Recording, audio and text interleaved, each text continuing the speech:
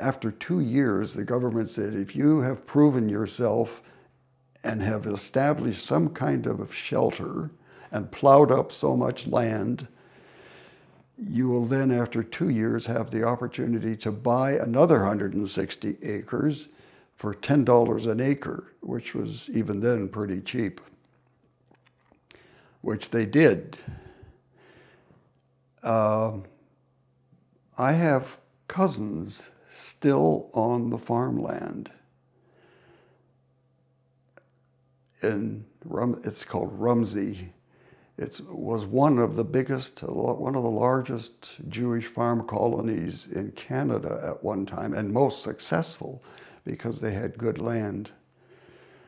And what did they plant? What is the... Mostly wheat, barley, oats, the usual thing, but primarily wheat, and that's still the case. Can you describe what this place looks like? It was not flat prairie land like Kansas might be, or Saskatchewan in Alberta, or Saskatchewan in Canada. Where they settled was beautiful rolling hills. It's called Parkland, actually. It's not prairie as such. And it was beautiful because of the rolling contours and in the dips they would collect water, which were called sloughs. There was lots of wildlife around, and very pretty country. And I spent almost all my youthful childhoods, at least 2 or 3 weeks, because there were no Jewish camps in Alberta for young people at the time. I spent 2 or 3 weeks every summer with my aunt and uncle, as if they didn't have enough to do. With me, I spent 2 or 3 weeks with them every summer, which I enjoyed, and I became very bonded and attached to the land. And I used to go back, and I still have the need to go back and walk the land, which I just used to go back there and walk the land. And it was very beautifully situated as well, right up to the banks of the Red Deer River, the coulees, which then drop down about 300 feet or more down to the Red Deer River. This is an area where they're now still digging out dinosaur bones from that. In fact, it's called Dinosaur Park.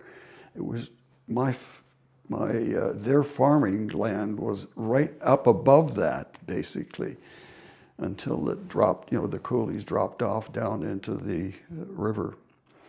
So I spent quite a bit of time with my uncle and aunt. I had 2 uncles and aunts out there. The other one was a couple of miles away. And my uncle that I stayed with was a very well-read man, in Yiddish, that is. And he had a small library, and he was a subscriber to Yiddish papers and journals. And they had enough children there, Jewish children, to hire a teacher.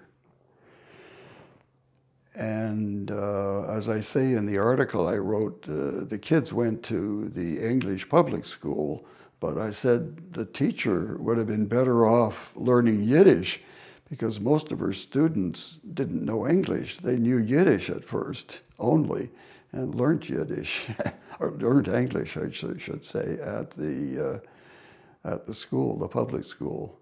But the majority of the students were, in fact, at that time, at the early years, Jewish and not non-Jewish. So, can I ask you, what do you feel when you walk the land there? Well, I have this attachment to the land. Don't get me sentimental. Okay.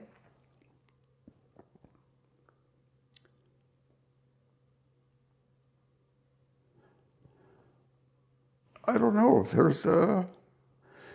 I just became attached to this beautiful land and the productivity.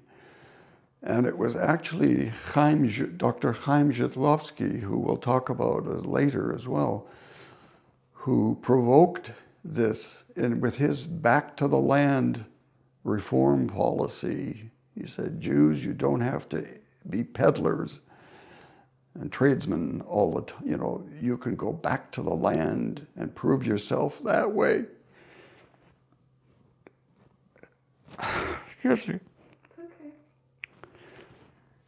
And that's what my family did, basically.